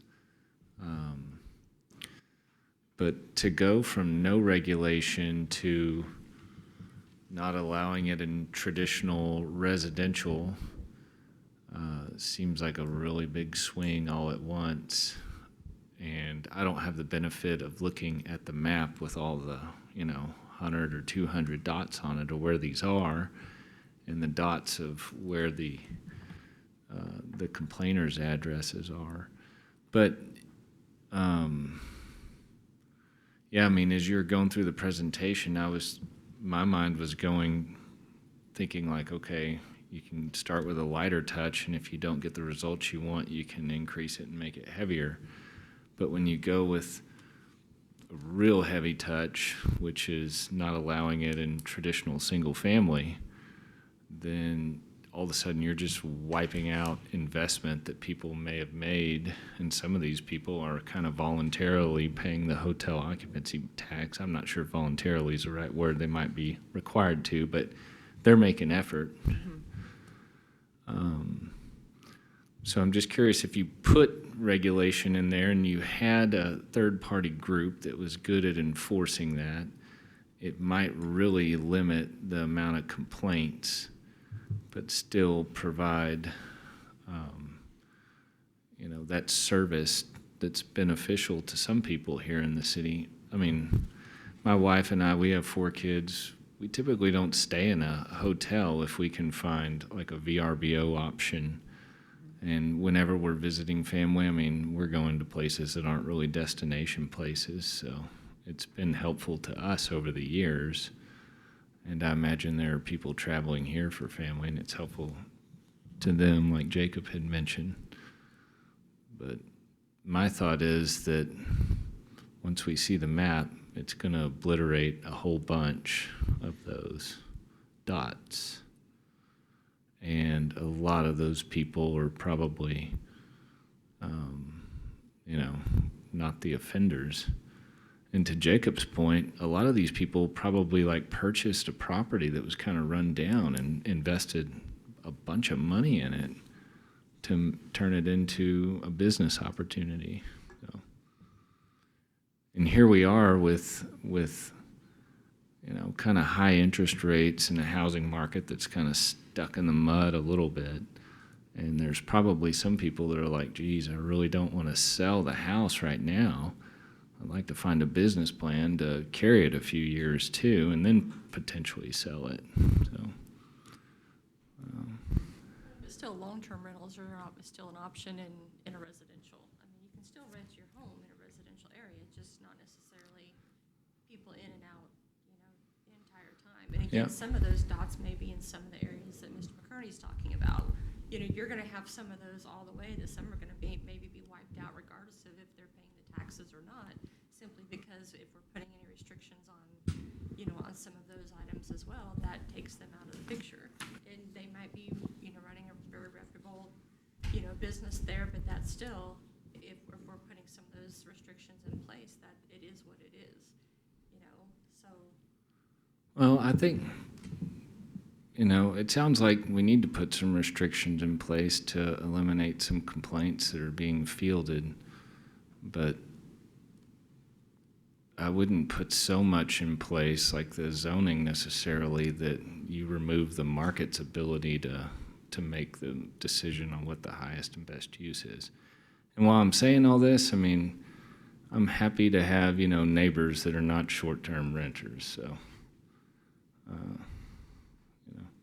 I'm sure somebody listening to this recording is like, whoa, you should surround his house with rentals. But Hey, Corey and Clayton, let me ask y'all a question. Just for reference for me, these people are opening a business. How do these regulations compare to any other businesses in the city? Because what I'm hearing is, well, we're putting a lot of regulations on these. They've chose to open a business. So how do these regulations compare to any other business? Less, same, I would more? say that the courts have said that we can't just say you can't be in a residential neighborhood because you're a business. So just to that aspect, I think that a lot of businesses have certain requirements that they have to comply with, like fire suppression systems, different insurance, other sorts of things.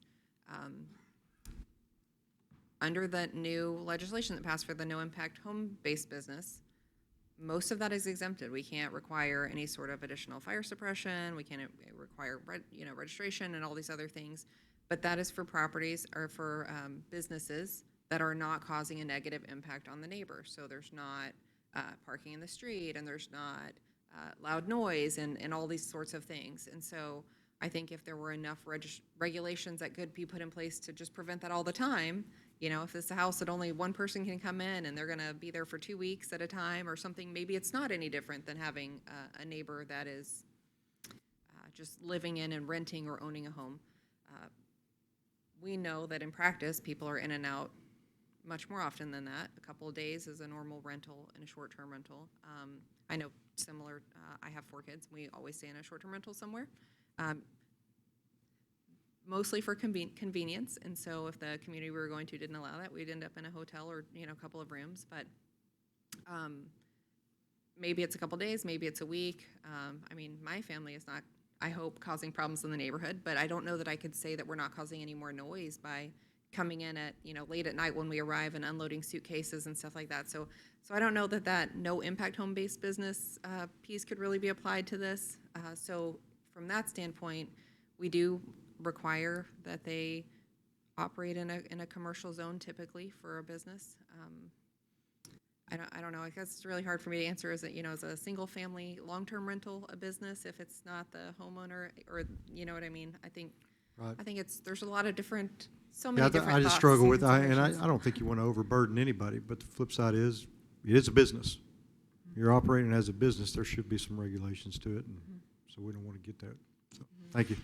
And if you're, you know, if you're a homeowner with small children, I mean, if I have children and I have them out playing in my yard, I kind of want to know who my neighbors are. Just no different. I don't care if I'm not at school and there's children at school. There's children in most residential areas. So I guess I'm looking at protection of, you know, not just your sound, your noise and all those things, but protection of your kids as well. And I'm not saying that majority of people are bad people. We've done VRBOs as well, but you can't regulate that. You can't regulate who is there. And I just feel like, you know, I kind of want to know who's going to be coming in and out next door to me if I had small children and I want my kids to play outside and I want those things. I just kind of, it's a safety issue as well in a residential area. I think that you'll see, when I send the surveys out as part of the packet next meeting, there are so many references to things that it would call just kind of that community fabric, like knowing who your neighbors are and kind of getting to know people around, and just the uncertainty and concern of having people in those properties adjacent that you don't know their background or anything about them. So. All right, I'll wrap this up then you can tell me how you feel about discussing a work plan. Okay, so this is just kind of where we are and where we're going on this. We've had a lot of discussions with City Council. They've given us direction that kind of led to where we are today. Definitely very limited support from the council to allow short-term rentals in single-family neighborhoods, which has led to a bunch of the changes in the ordinance from where we started to where we are and adding that zoning component. There was a survey last fall, that's the one that you remembered, filling out a kind of a flash vote, I think, survey that included feedback on rentals and a couple of other things maybe. So we looked at that, really just to kind of get the process started. We had great participation at the town hall, lots of public comments, lots of surveys filled out and feedback afterward. I don't know that I could even tell you how many phone calls that I've had asking questions about short-term rentals since this happened. And we've been trying to track our meetings that we've had. Lots of neighborhoods, HOAs have reached out, concerned that maybe anything we would do would preempt their ability to operate, which is not the case. And then, as I mentioned, having the operator focus group with the short-term rental operators that we had contact information for. There's still a couple that weren't able to make that I'm going to follow up with and have conversations to make sure we hear their feedback as well. So at this point, we're at the workshop with the Planning and Zoning Commission. We'll have the same kind of workshop with City Council on Monday evening at work session. Based on their feedback there in work session and potentially executive session for legal advice, we will then move forward with a final draft that will be posted to the website. Anybody who signed up for our rentals text group will then receive a text to let them know this draft is on the website. Take some time to look at it. We'll have about a week for review before that first public hearing. Public hearings will be here at 7 o'clock on September 4th, in the room right next door, and then September 8th with the City Council. So you will have another opportunity to kind of lay eyes on the full ordinance and read through it. I kind of skimmed over the key components of the regulations, but I had forgotten about kind of how we have it split out now with the multifamily piece as well. So there's still quite a bit that you have not seen yet. Nothing really substantial, but just kind of the administration of the program and revocation and things like that. So that's where we are on this. And if you have anything that you didn't get to share tonight, but you think about it between now and Monday night, please feel free to send it over to me because I'll be sharing that all with the City Council. Okay. All right. So I do have one more presentation. It's already 7:48, so I'm not sure how you feel about that. I can send this out to you, or we can talk about it now or at your next meeting. Up to you. You know, is our next do you feel? meeting the September 4th meeting? It is the September 4th meeting. How long is it, do you think? I have 3 slides. Oh, let's knock it out. Okay. All right, so we were trying to put together a work list. I've gotten some direction from the city manager's office, and every time we take an ordinance change to the city council of, let's keep seeing these, let's get some things cleaned up and fixed up. So we put together a list of some things that have been kind of pending that need some updates. This first quarter of the upcoming fiscal year, so nothing would start until after the short-term rental project is hopefully wrapped up in September. October through December, we're proposing that we work on legal cleanup. This is specifically focused on the couple legislative sessions ago, House Bill 2439, that addressed building materials and really limited cities' ability to address building materials. We have a little bit of cleanup in our ordinance that really, I think everybody kind of hoped that that would be removed in the latter legislative session. It was not. There's a couple of other energy code changes, I think, that might have applied to that. We're going to just take one comprehensive cleanup ordinance to you all to remove those changes.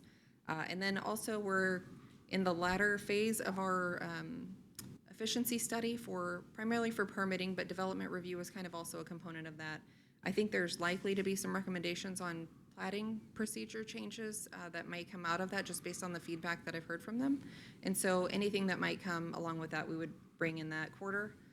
As well, we are looking at our sign ordinance. We've had a couple of minor changes in text amendment that have gone to the city council recently on allowing a third sign on a structure, even if there's not necessarily a street frontage or a public entrance.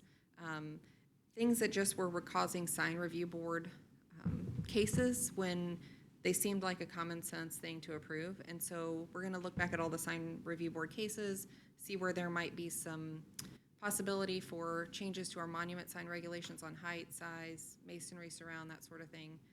And we'll bring those to you, even though it's not in the zoning code, we'll bring that to you to workshop before taking to city council. And then the real estate signs is just a temporary real estate sign, doesn't require a permit. We've had an issue with one specifically where it's a very large sign on a very small lot across from residential. And we've kind of, unfortunately found that maybe the code isn't doing what we would like for it to do. So we'll talk about ways that we might address that. And then also, just to put on your radar, the building official and building team will be bringing forward updates to the uniform code, all the building, fire, electrical code, and everything in that quarter. Okay. January to March will be, our plan is to develop some additional alternative landscape plan options. We already have a landscape credit opportunity where people can get credit if they can't meet the 15% landscaping requirement, but really maybe to establish some tables and maybe a way that things could be approved where there is really an increase in the landscaping appearance on the lot, even if it doesn't quite meet the requirements. So I think we're going to talk through a work session with you on how you think that might be able to be handled. I would like to discuss maybe allowance for approval at some level for a landscape review committee, which would be kind of our development review committee at the staff level, and then escalate that to the landscape review board, which is the city council here when necessary. And then also rear yard open space is just kind of a lingering thing that needs some cleanup. The intent was really to make sure that when homes were built, they had some yard space to do things in, to put in a pool or put in a shed or whatever. The interpretation, just based on the way it's written, has really gotten messy when people want to actually do things in the backyard. So we'd like to talk about potentially replacing that with just maybe a maximum lot coverage percentage or something like that, which would also help with just the permeable surface consideration. And finally, the last one is not a quarter, but in fact a half of a year, because we would like to take on tackling an update to the strategic plan, which is our comprehensive plan for the city, which will be a pretty significant project, but we are mostly built out, so it's not maybe as daunting as some other communities might have. This is all subject to timing for the impact fee update. So we'll be working closely with the engineering team and city manager's office on when they want to update the impact fees. But we would like to have this completed in time for the land use assumptions to be updated at the end of this, because that really kicks off the impact fee committee process. So if they need that to happen on a faster timeline, this might get moved up a little bit with other things kind of shuffling backward, but we'll definitely keep you in the loop on any of that. And then any other minor text updates, we have some noise ordinance updates and things that are not really planning, but we'd like to just kind of bring forward since we're more used to doing text amendments than some of the other departments, so we're going to try to get some things cleaned up. Oh, I think I skipped over accessory structures. I'm sorry, Jay, I didn't mean to mention that to you. In the January to March window, we do have accessory structures on here. Similar to the sign thing, we have a lot of SUPs that come through for accessory structures. They're almost all approved, and so we're going to look at if there's maybe some common sense changes that we can make that might allow them but still have some guardrails on to allow more of the accessory structures. And as part of that, we'll have a specific conversation about ADUs, the distance requirement from the home and that sort of thing. So that's all I have for you. Any questions? That's a lot.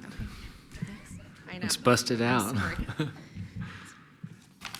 I will say in my defense, I did not realize we were going to have the short-term rental discussion when we planned all the other things for this meeting. And so kind of just got everything moved up all at once. Are there any items that the commission would like to bring forward at future work sessions? Nothing? Okay. Since there's no other business, then we will adjourn the work session at 7:54 and start the regular meeting in the council chamber shortly.